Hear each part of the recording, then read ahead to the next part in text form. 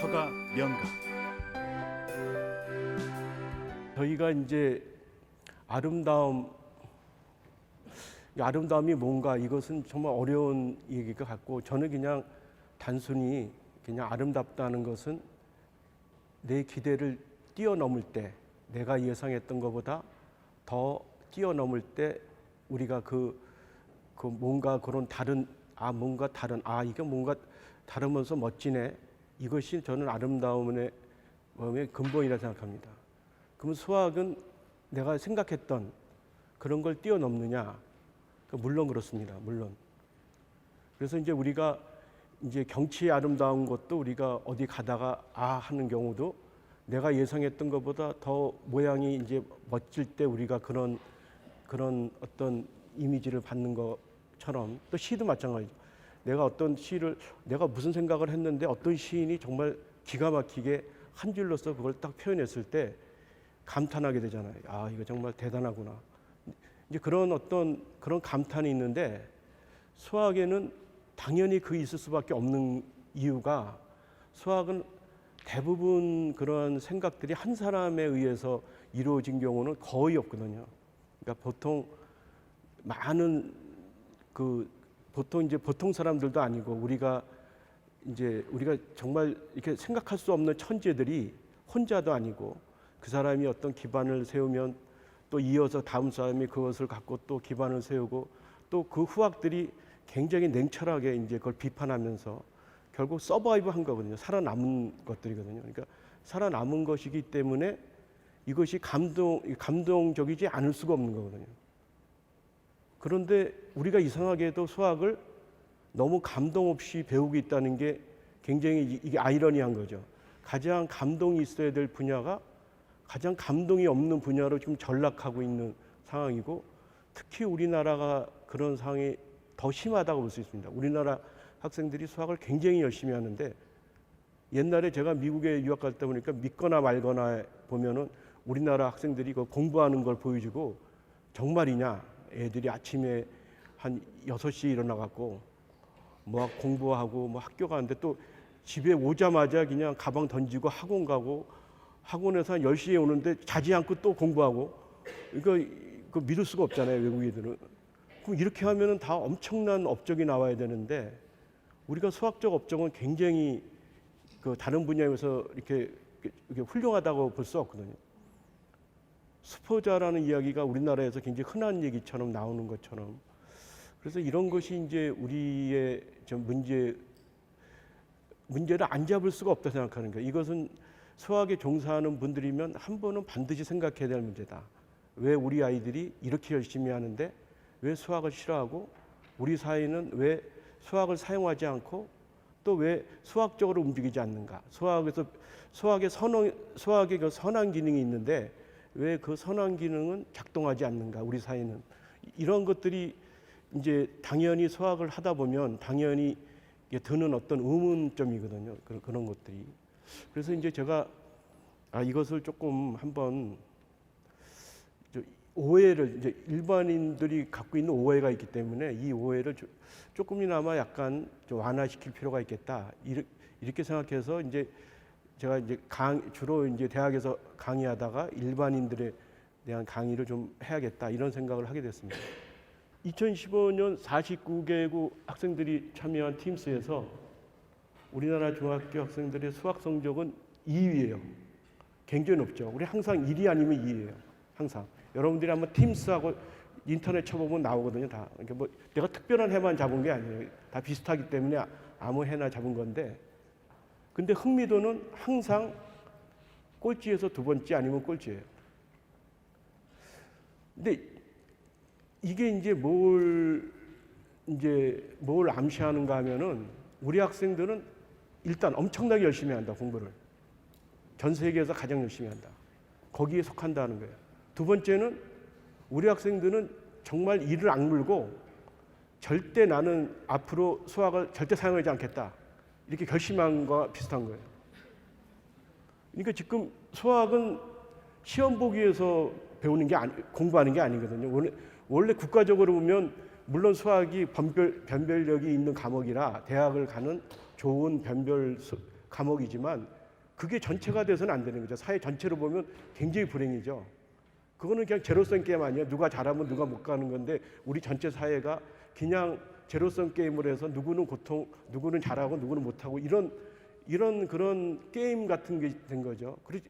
그렇게 열심히 하면 우리 사회가 수학을 열심히 해서 뭔가 이렇게 수학 때문에 발전하고 수학 때문에 뭔가 우리가 이익을 얻었다 이런 게 있어야 되는데 지금 그 이익이 없다는 얘기거든요. 선호도가 없다는 거. 이 자체가.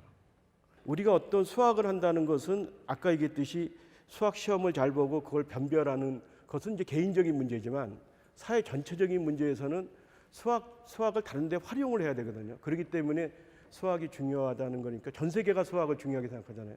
우리나라뿐 아니라 유럽도 그렇고 아프리카도 그렇고 뭐 남미도 그렇고 다 중요하게 생각하거든요. 그 이유가 뭐냐면 수학을 배워서 다른 분야에 전이를 해야 되거든요. 이렇게 수학을 배운 그러한 어떤 방식, 수학을 배웠던 어떤 그러한 여러 가지 그런 태도, 그런 어떤 그런 뉘앙스 이런 것들을 다른 분야에 이렇게 전이하면서 그 수학을 다른 분야에 써서 그 분야가 급진적으로 발전한 분야들이 굉장히 많거든요. 뭐 경제뿐 아니라 뭐 공학, 자연과학 하다못해 요즘은 인문학에서 수학을 많이 쓰고 그러니까 수학을 쓰게 되면 그 학문이 이제 우리가 생각했던 것보다 좀 급상승하는 수준이 그런 면이 있거든요. 그러니까 어차피 이게 전이가 돼야 되는데 우리가 싫으면 전이할 수가 없는 거예요. 내가 하기 싫으면. 그러니까 우리는 학생들이 하기 싫으니까 대학교 되면 그 다음에 수학을 잘 사용하지 않는 거죠. 우리 사회도 합리적이 아닌 거죠. 그래서 제가 이제 수학이 아름답다는 게 이제 두 가지 면이 있는데 하나는 뭐냐면 자연을 묘사하는 원리를 기술하는 아름다움이 있거든요. 수학이. 근데 또 하나가 우리 마음속에 있는 어떤 그런 것을 구현하는 그래서 그 구현을 통해서 우리 영혼이 좀 더 고결하게 되는 그런 측면이 두 개가 있습니다. 그래서 원래 수학이 탄생했을 때는 이 두 가지가 동시에 들어왔어요. 그런데 지금은 현재는 자연을 묘사하는 그 원리를 묘사하는 그러한 기능으로서는 굉장히 이제 발전하고 있는데 제가 아까 말하는 우리의 그런 영혼이라든지 우리의 어떤 삶을 좀 더 나은 세계로 이렇게 보내는 그런 면은 지금 이제 점점 죽어가고 있어서 제가 이제 이 강의는 이 두 번째 아름다움을 이제 중점으로 이야기를 전개하려 합니다. 첫 번째 자연을 묘사하는 아름다움은 굉장히 많이 있습니다. 여러분들이 많은 책에서 여러분들이 그냥 찾으면 굉장히 많이 있고 인터넷에도 많이 나오고 그렇기 때문에 그런 여러분들이 이제 그 아름다움은 충분히 찾아볼 수 있을 거라 생각합니다.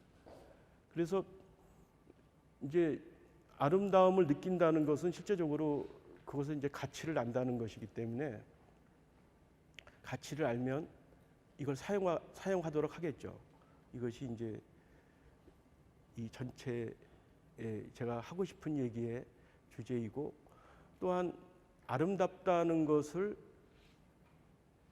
수학에서 아름답다는 것을 그걸 느끼는 게 쉽냐? 아닙니다. 굉장히 어렵습니다. 아름답다는 그런 가치가 있다는 걸 느끼는 거랑 그냥 그런 것도 그냥 생각지도 않은 거랑은 다르다 생각하거든요. 왜냐하면 목표가 설정이 되고 일단은 제가 예를 들어서 에베레스트 산을 오르는 사람이 있다 그러면 그분이 오르는 것의 가치를 느끼면 평소에 자기가 일하고 뭐 하여간 몇 년을 돈 벌어서 갖고 그분들이 그 자기 돈으로 올라가거든요. 목숨을 걸고. 왜냐하면 가치가 있다 느끼니까 그런 거겠죠. 그렇지만 가치를 못 느끼는 사람은 아무리 돈을 줘도 에베레스트에 올라갈 생각을 못 하거든요. 근데 그 가치가 있다는 것을 하여간 그런 생각을 하는 것과 안 하는 것은 굉장한 차이가 있다고 생각해요.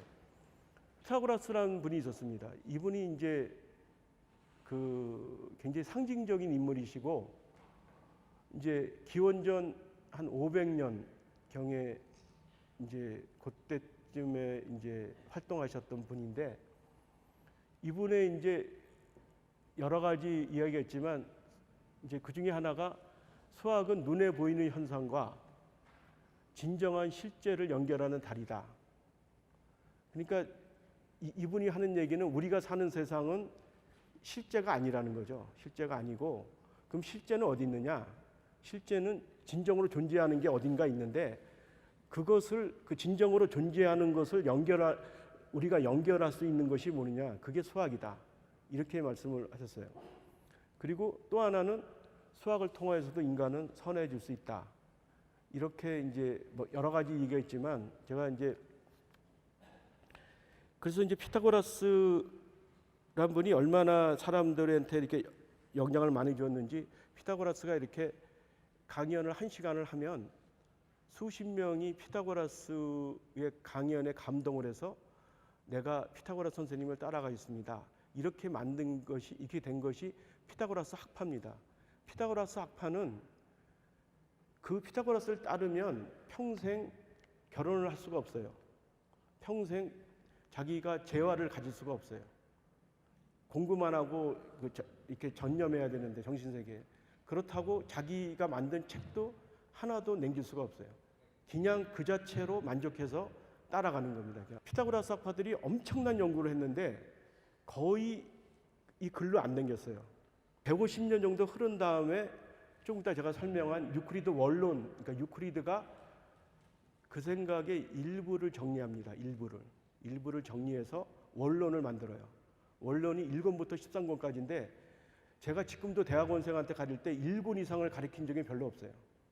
한번 제가 13권까지 한번 가르치려다가 포기했고, 대학원생들이 나도 한 7권, 8권 가니까 너무나 딥하고 너무 어려워서 도대체 기원전 500년도 사람이 어떻게 이렇게 딥한 수학을 했는가를 정말 감탄하게 되는데, 아마도 지금 1권부터 13권이 지금 인터넷 다 뜨거든요. 엘레멘츠하고 뜨는데 그거를 정확하게 본 사람은 그걸 번역한 교수님이 계신데 그분 이해는 없지 않을까 생각하거든요. 그 정도로 어렵습니다. 이제 옛날에는 적이 없었잖아요. 종이가 그 양 껍데기로 해갖고 거기다가 이제 원론을 썼는데 그게 엄청나거든요. 지금 그걸 아마 이런 종이로 해도 제 책의 한 5배 이상 될 거예요. 서가 명가